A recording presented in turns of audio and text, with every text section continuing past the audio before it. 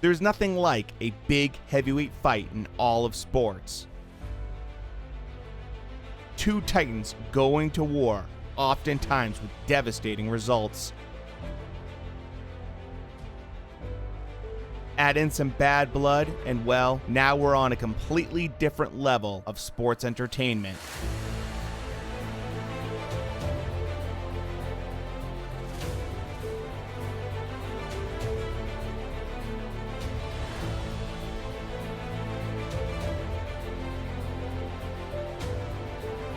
To say Tyson Fury and Deontay Wilder don't like each other would be an understatement, with Wilder accusing Fury of tampering with his gloves and even saying Fury faked having COVID to get out of the fight.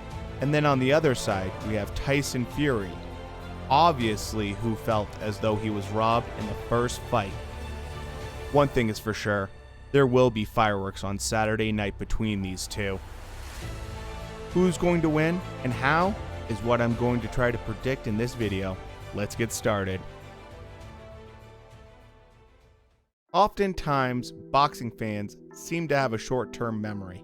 I don't know if it's that they forget or if they just have a blind spot for their favorite fighter.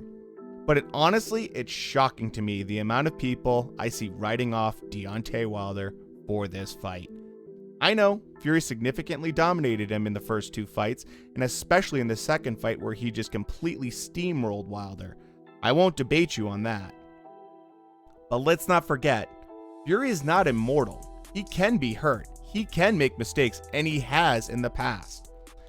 You only have to look at the Otto Wallin fight, which was not that long ago, where he got significantly hurt in that fight and a huge cut open up against a fighter that wasn't even ranked in the top 30 in the heavyweight division. Fury is mortal, and that means he can be hurt. On top of that, it's not like Wilder hasn't knocked down Fury. In fact, he almost knocked him out in the first fight. I know that Wilder is a flawed fighter, and I'm not here to convince you otherwise. I would even say that Wilder is pretty much a one-trick pony. But that one trick, it's a really good trick. With the changing of trainers, I don't expect to see a big difference in Wilder.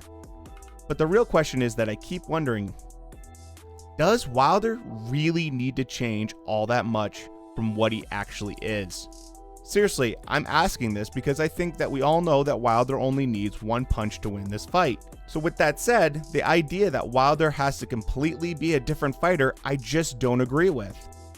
I think that Wilder is what he is, and he is one of the hardest hitting heavyweights in boxing history. Instead of trying to change him, I think we should be looking at what his trainer Malik Scott's trying to probably do, which is enhance him and have a solid game plan to go in there to try to combat the unique style and fighter that is Tyson Fury, setting solid traps and focusing more on body work. I think this is probably what Malik Scott and Deontay Wilder have been most likely looking to do in this fight. On top of that, Wilder and Malik Scott have now seen two different sides of Fury.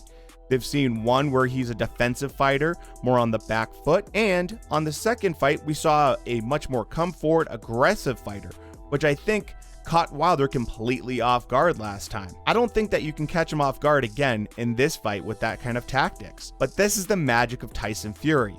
You have to prepare for two different fighters. It's not just one. And that is what makes Tyson Fury so special.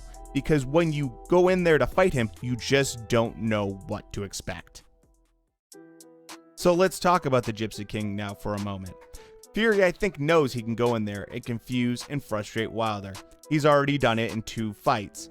But when Fury is overconfident, or maybe just not perfectly focused, we have seen him have moments that would make any Fury fan deeply nervous. We've seen this with the Wallin fight, we've seen it with Steve Cunningham, we've seen it before even with Deontay Wilder. I think the thing with Tyson Fury is that when Tyson Fury is at peak level, he is one of the most unique and skilled heavyweights the division has seen, especially when you consider how big he is and how physical he can be in the ring. And that right there is what makes this fight and Tyson Fury so fun to watch, because you might see something truly special by seeing a 6'9" heavyweight move in a way that he shouldn't be able to. Add in some serious ring IQ, and now we see why the late great Emmanuel Stewart was so fond of Tyson Fury. He saw the talent, he saw the skill, and he saw the possibilities of what Fury can be.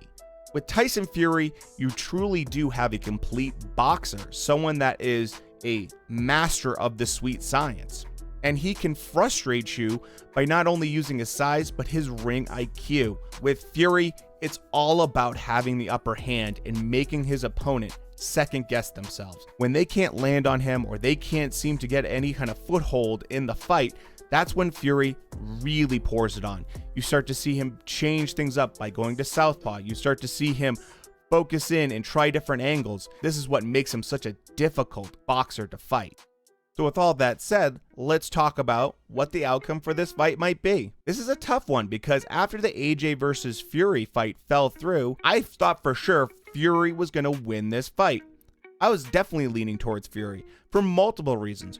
One of them being that Fury obviously has the skills, and we've seen now after 2 fights that he's dominated Deontay Wilder on multiple occasions. And then add on top of it all, Fury just lost out on one of the biggest paydays in heavyweight boxing history. You know he didn't take that too lightly and was going to be out for blood to smash Wilder for making him miss that payday. But as we've gotten closer to the fight, in my eyes, this fight has also gotten closer. Wilder seems to be in a positive mood and bouncing back well from the second fight.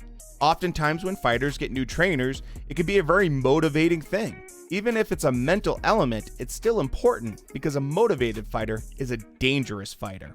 And to me, there's no question Wilder is going to be a dangerous fighter this Saturday. Sprinkle in some rumors of Fury getting KO'd by the young American heavyweight Jared Anderson during sparring, and Fury flat out saying that he did not have a good training camp and that he's not feeling great afterwards. And we could have a serious upset on our hands.